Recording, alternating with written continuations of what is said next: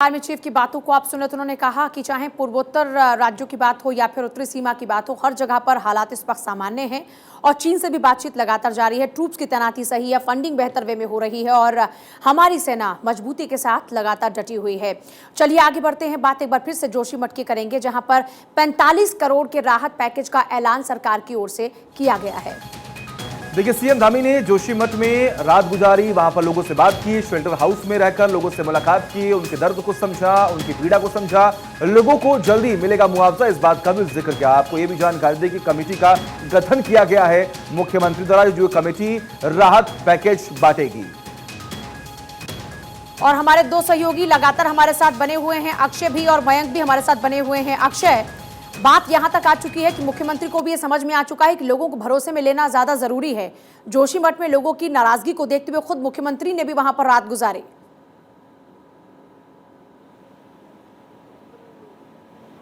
बिल्कुल पूजा, जिस तरह से जोशीमठ में आपदा आई है और उसके बाद अब जाकर के सीएम ने एक्शन लेना शुरू किया है। पिछले 5 दिन में ये दूसरा दौरा है। कहा जा रहा है कि अमित शाह ने उनको फ़ोन किया, तमाम बातें कही और उसके बाद कैंप करने के लिए कहा।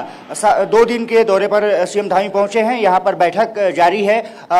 जिलाधिकारी के साथ साथ तमाम अधिकारी यहाँ पर मौजूद हैं, एनडीएमए के मौजूद हैं, एनडीआरएफ के अधिकारी मौजूद हैं। इसके अलावा प्रमुख सचिव मीनाक्षी आर सुंदरम सहित तमाम अधिकारी यहाँ पर मौजूद है।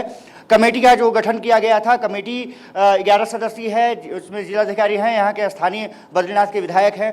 हमारी अभी कुछ देर पहले बद्रीनाथ से जो विधायक हैं राजेंद्र भंडारी, उनसे बातचीत हुई है। कमेटी ने तमाम प्रस्ताव रखे हैं सीएम के सामने और साफ तौर पे कहा है कि बद्रीनाथ की तर्ज पर इसको मुआवजा यहाँ पर मिलना चाहिए। राजेंद्र भंडारी का कहना है कि 6 लाख प्रति नाली के हिसाब से मुआवजा यहाँ के लोगों को देना चाहिए, लेकिन अभी तक उस पर पूरी बात बन नहीं पाई है। डिसीजन मुख्यमंत्री को लेना है। अधिकारियों के साथ उनकी लगातार बैठक जारी है और ये कहा जा रहा है कि कुछ निर्णय लेकर के उसके बाद ही यहाँ से देहरादून के लिए सीएम रवाना होंगे। तो 1 घंटे से ज़्यादा का समय हो चुका है, लगभग 1.5 घंटा हो चुका है। अधिकारियों के साथ उनकी बैठक लगातार जारी है और किस तरह से राहत पैकेज को और बढ़ाया जा सकता है उस पर भी चर्चा हो रही है। मुख्यमंत्री का कहना है कि हम उसका प्रयास कर रहे हैं कि किस तरह से उस पर आगे कार्रवाई कर सकते हैं। इसी बीच अगर देखा जाए तो यहाँ के लोगों की परेशानियां बढ़ती जा रही हैं। बूंदाबांदी यहाँ पर जोशीमठ में शुरू हो चुकी है। रात में ठीक ठाक बारिश भी हुई और अब देख सकते हैं कि जोशीमठ की जो चोटियां हैं वहां पर आपको भारी बर्फ दिखाई देगी। कहा जा रहा है कि यहाँ मौसम तेजी से बदल रहा है, बर्फबारी नीचे भी हो सकती है, तो लोगों को और दिक्कतों का सामना करना पड़ सकता है।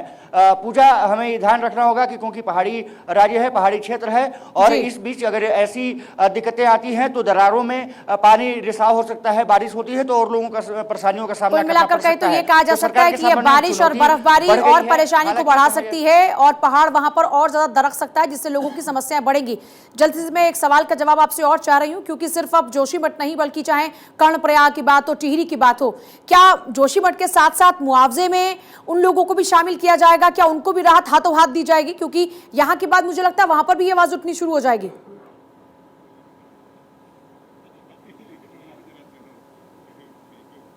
देखिए, आवाज़ें उठनी वहाँ भी शुरू हो चुकी हैं, लेकिन क्योंकि उत्तरकाशी का जो मामला है थोड़ा सा पुराना है।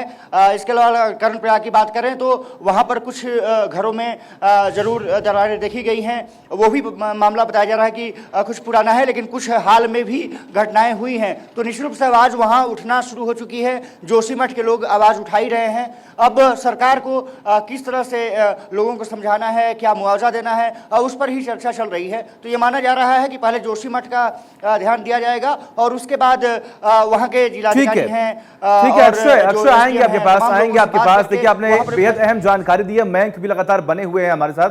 मयंक, देखिए, तमाम जो नेता हैं, सांसद हैं, मुख्यमंत्री हैं, वो पहुंच रहे हैं, लगातार लोगों से मुलाकात कर रहे हैं, मुआवजे का ऐलान भी हो चुका है, लेकिन सवाल अभी भी यही बरकरार है कि क्या आम जनता संतुष्ट है कि जो मुआवजा हमें मिल रहा है, जो सरकार का एक्शन प्लान है, वो सही है?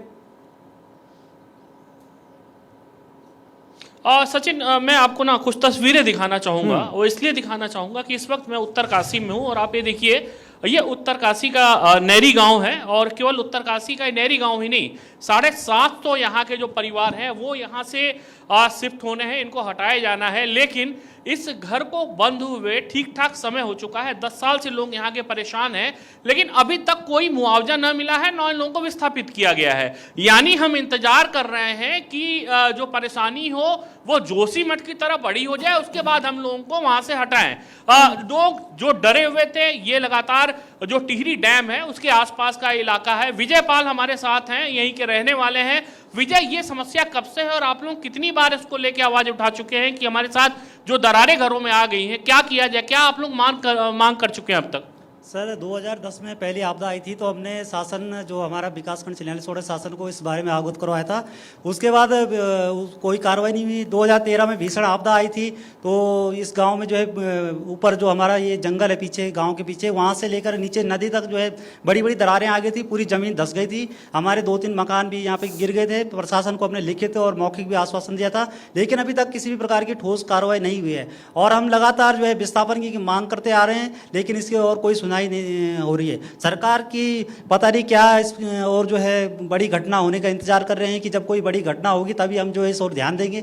सरकार को अच्छी पॉलिसी बनानी चाहिए जिससे जो है जो आपदाग्रस्त क्षेत्र है उनको समय के अनुसार बड़ी आपदा से होने से बचाया जा सके। धन्यवाद। देखिए, ये समस्या है। हरीश, आप बताइए, आप उत्तरकाशी के रहने वाले हैं। पूरे हम परिक्षेत्र की बात करें, 750 के आसपास परिवार हैं जिनको शिफ्ट किया जाना है। अभी तक आप एक्सरसाइज कहाँ देखते हैं? कोई शुरुआत नजर आ रही है? सर दरअसल दिक्कत हमारे सिस्टम के ऊपर है। दिक्कत यह है कि जब यहाँ पर 2013 की आपदा आई, 2010 की आपदा आई, उस दौरान सारे सर्वे तो प्रशासन की तरफ से किए गए, मगर वो जो सर्वे आगे सक्षम अधिकारियों को देने थे वो सर्वे कहाँ गए? वो फाइलों तक ही सीमित होकर के रह गए हैं। जबकि प्रशासन इस बात से अवगत है कि उत्तरकाशी जिला सामरिक दृष्टि से महत्वपूर्ण है और आपदा की दृष्टि से संवेदनशील है। यहाँ पिछले 2 महीने में 5 बार तो भूकंप आ चुके हैं, लोगों के कई घरों में दरारें पड़ गई हैं। रेवेन्यू विभाग क्या एक्सरसाइज कर रहा है और जो लोग हैं यहाँ के उत्तरकाशी के रहने वाले हैं, आप एक ही नेरी गांव नहीं बल्कि 750 से अधिक गांव हैं जहां जो गांव है, गांव के मकान हैं दरारों की चपेट में है। जहां पर हम अभी नेरी गांव में हैं, इस गांव ने राष्ट्र हित के लिए उत्तराखंड जल विद्युत निगम को अपनी भूमिदान दी थी करीब 500 नाली जमीन, लेकिन चारों तरफ से ये गांव आपदा की चपेट में आ गया है। नीचे से टिहरी बांध की झील है, ऊपर से चट्टान है।